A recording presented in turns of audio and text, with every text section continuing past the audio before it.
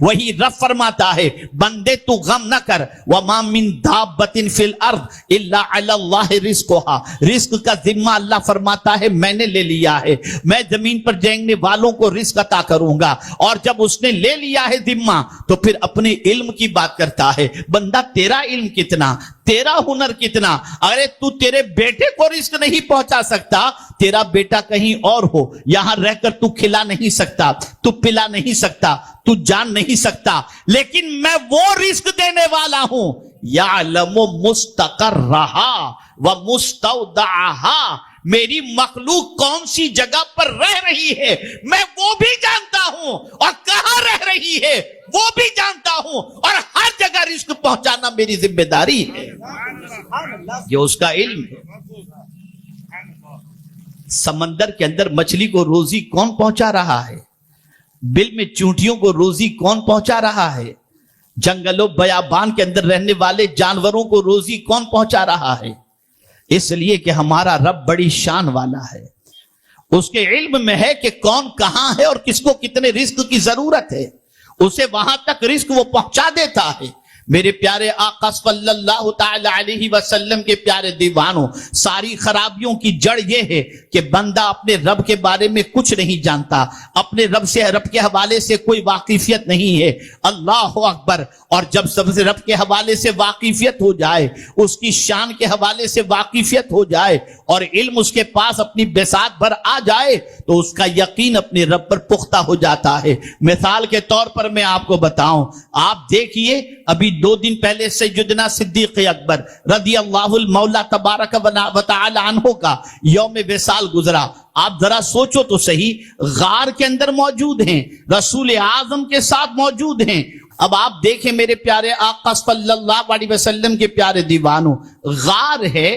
غار کا دروازہ بھی بند مکڑی کے جالے کے ذریعے، کوئی اندر سے دوسرا راستہ نہیں، دشمن غار کے دہانے پر ہیں، لیکن قربان جائیے اللہ کے رسول صلی اللہ تعالی علیہ وسلم نے اپنے یار غار کو کیا فرمایا، کیا فرمایا؟ اس لیے کہ حضور سے زیادہ اللہ کی معرفت کسی اور کو نصیب نہیں ہے۔ سرکار اپنے رب کی طاقت کے بارے میں سب سے زیادہ جانتے ہیں۔ ایسی سچویشن کہ جس سچویشن کے اندر کوئی راستہ بظاہر نظر نہیں آتا، لیکن اطمینان کا عالم یہ ہے کہ مصطفیٰ جان رحمت صلی اللہ علیہ وسلم صدیق اکبر سے فرماتے ہیں لا تحزن ان اللہ معنا، ابو بکر غم نہ کرو،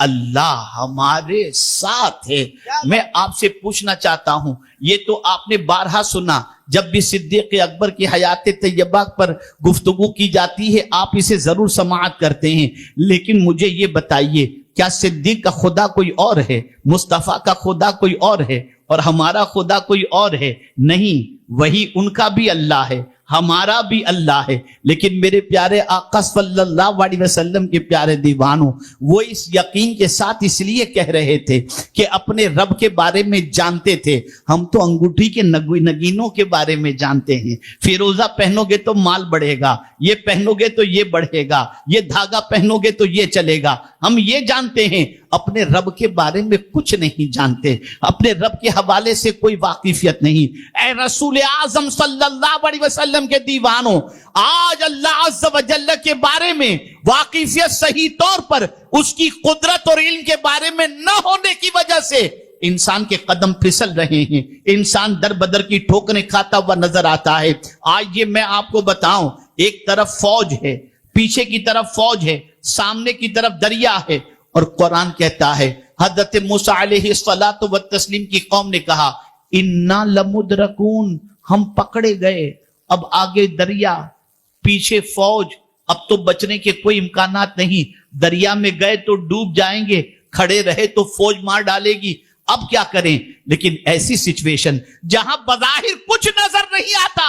بچنے کا کوئی سامان نظر نہیں آتا، لیکن قادر مطلق رب قدیر کی قدرت پر حضرت موسیٰ کا یقین جواب دیتا ہے کلا، ہرگز نہیں، ان معی ربی سیہدین، بے شک میرے ساتھ میرا رب ہے، ان قریب وہ راستہ عطا فرمائے گا۔